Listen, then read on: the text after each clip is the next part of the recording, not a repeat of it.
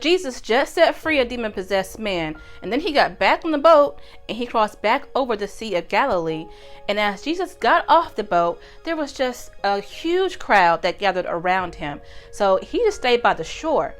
And Jesus, he's been teaching and sharing parables, but before he can even get deep into the message, a man named Jairus came from the synagogue to Jesus extremely worried. He was so frantic. He said, "Lord, my daughter is very ill, near death. Please, you must heal her." So Jesus made his way towards the house, and the crowd is not letting up around him, even as he walks. Just people gathered around looking for a glimpse or just to speak to him, front, side, behind, everywhere. Now, Jairus is very grateful that Jesus makes his way to his daughter. She has minutes in his head before death just consumes her.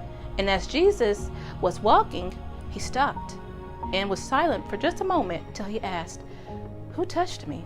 His disciples were like, "Everybody, Jesus, that can reach you?" Jesus was like, no. Because it wasn't just a get attention tap. He felt the power leave his body as a woman made her way through the crowd and touched the hem of his garment. A woman who has been in intense pain for 12 long years from a hemorrhage, but no physician could help her or figure out how to stop her from bleeding.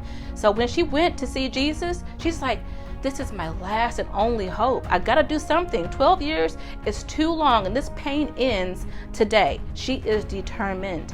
And because she attached her faith with her action, even the simple act of crawling and touching the hem of his garment, that did it.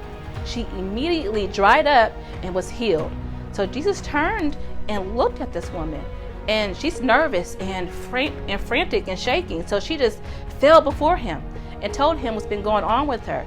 And Jesus, calm, cool, and collected, just looks at her and says, "Because of your faith, you are completely healed." Now, this is chapter 5 of Matthew.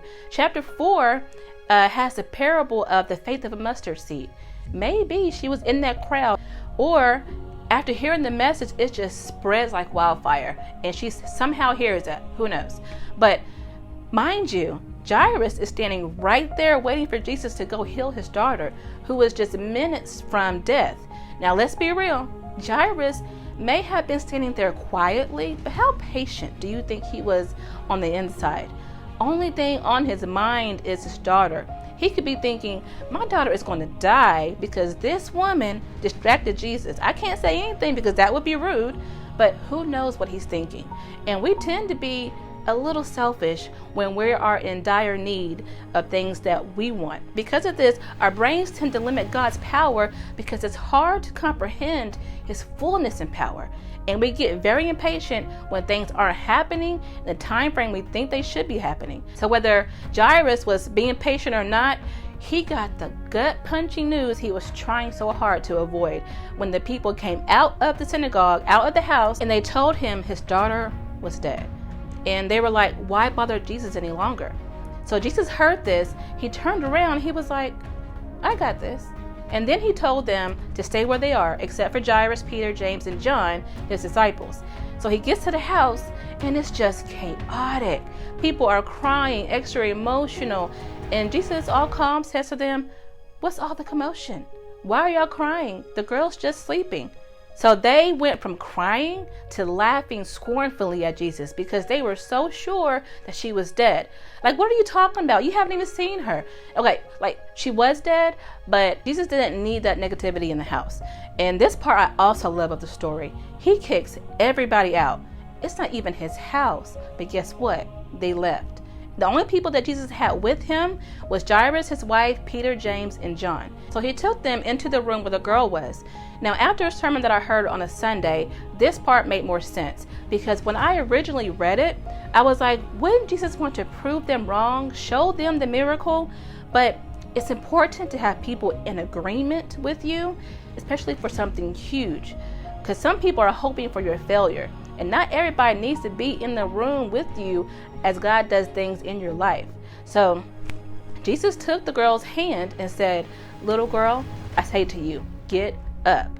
And just like that, she got up and began to walk. It said that those who witnessed the child's resurrection was completely astonished and amazed. That includes everybody in the room. Now, I get why Jairus and his wife would be completely amazed and astonished, but then I was like, why are his disciples so shocked?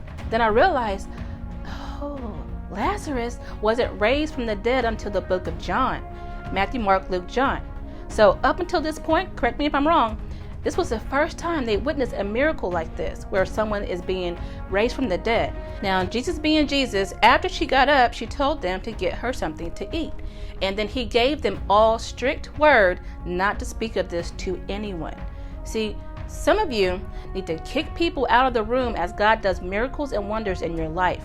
A witness can be a hindrance. If those people would have remained there, how much faith would Jairus and his wife have had left if they were hearing all the wailing, the doubtfulness, all the discouraging words from the people who didn't believe? She's dead. You can't do anything. It's too late. You're wasting your time. First off, it's annoying, and it's very discouraging to where you may be thinking that way too. Give up. That business will fail. That's not a good look for you. I didn't get too far. You may not either. All that negativity just clouds your mind. Kick them out the room, because they didn't witness Jesus raise her up. They just saw the little girl after, while they were puzzled and confused because they thought that she was dead. They were very sure she was dead when Jesus said that she was just sleeping. See, some people don't need to be in the room when you receive your miracle. They can just see you walking in your blessing afterwards in disbelief. Kick them out.